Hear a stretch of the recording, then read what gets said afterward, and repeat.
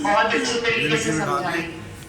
चुनाव जो है, हर चुनाव का अलग समीकरण होता है, अलग मुद्दे होते हैं, प्रधानी के अलग होते हैं, जिला पंचायत के अलग, विधायकी के अलग, और ये देश का चुनाव है। इसमें नीतियां बनती है जो आपके हमारे जीवन पे सीधा जिसका असर पड़ता है। तो ये नीतियों को बनाने का और चुनने का चुनाव है। इससे आप देश की सरकार को बना भी सकते हैं, बदल भी सकते हैं, लेकिन ये फैसला आपको और हमें लेना है।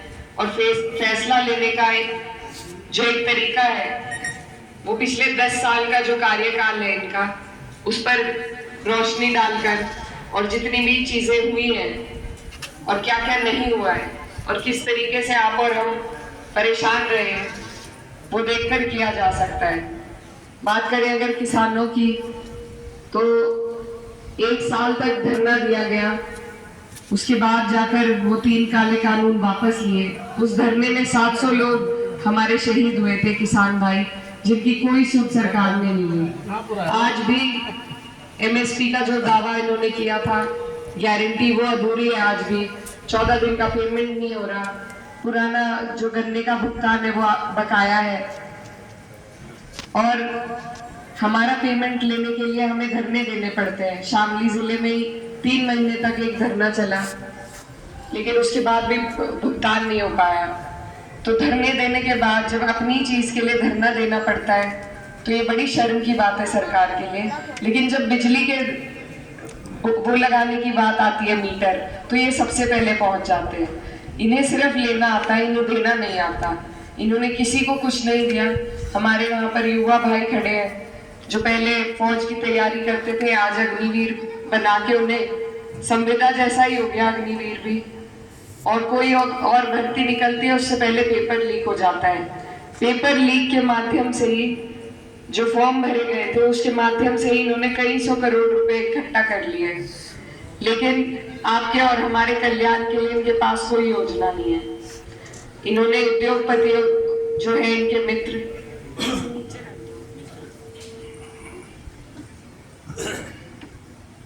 इनके जो मित्र हैं उद्योगपति, उनके 16 लाख करोड़ माफ करने का सरकार ने काम किया है, लेकिन किसान का कर्जा आज तक माफ नहीं हुआ है। तो इनकी जो सोच है, इनकी जो नीयत है, वो सिर्फ कुछ लोगों को लाभ पहुंचाने की है।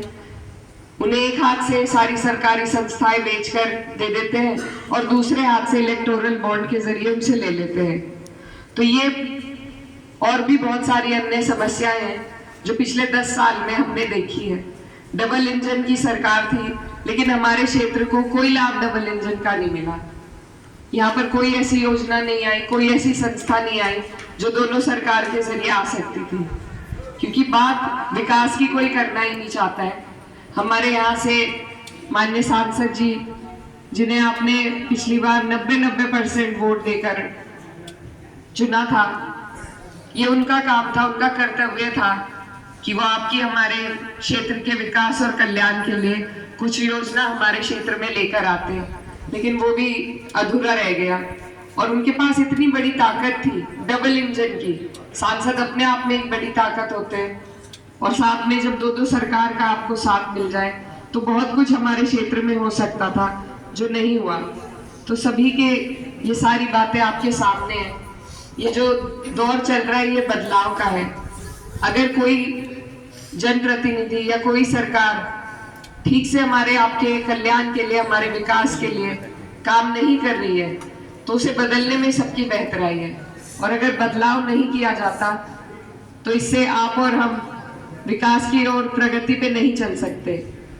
ये बदलाव का दौर है, और बड़े बुजुर्ग कहते हैं कि रुका हुआ तो पानी भी सड़ जाता है, उसे भी बदलना पड़ता है। तो इस बार मेरा आप सबसे आग्रह है, अनुरोध है कि आप और हम मिलकर यहाँ अपने क्षेत्र में इंडिया गठबंधन को मजबूत करें, बदलाव लाने का प्रयास करें। और आप लोगों ने यहाँ आज हमें बुलाकर जो हमारा सम्मान बढ़ाया है, प्यार दिया है, इसके लिए आपका मैं दिल से आभार व्यक्त करती हूँ। और आपसे वादा करती हूँ कि जिस तरह आज आप मुझे सुनने के लिए आए हैं, हमारे बीच आए हैं, इसी तरीके से आपकी हर परेशानी में मैं आपके बीच रहूंगी और आपके स्वाभिमान की लड़ाई लड़ने में आपसे आगे रहूंगी। ये चुनाव बहुत अहम है, और चुनाव किसी एक जाति बिरादरी से नहीं लड़ा जाता, ना जीता जाता है। इसमें सबकी जरूरत पड़ती है, 36 बिरादरी की। और मेरे पिताजी भी यहाँ से जनप्रतिनिधि रह चुके हैं, उनका लगाव रहा है इस क्षेत्र से। वो हमेशा एक बात कहते थे कि नेता की, किसी की कोई धर्म या बिरादरी नहीं होती, सभी का धर्म उसे अपनाना पड़ता है, सभी की बिरादरियों का मान सम्मान करना पड़ता है। तो उन्हीं के इसी सीख को मैं आगे ले जाना चाहती हूँ और इसी के लिए आपके बीच में आशीर्वाद के लिए आई थी। धन्यवाद।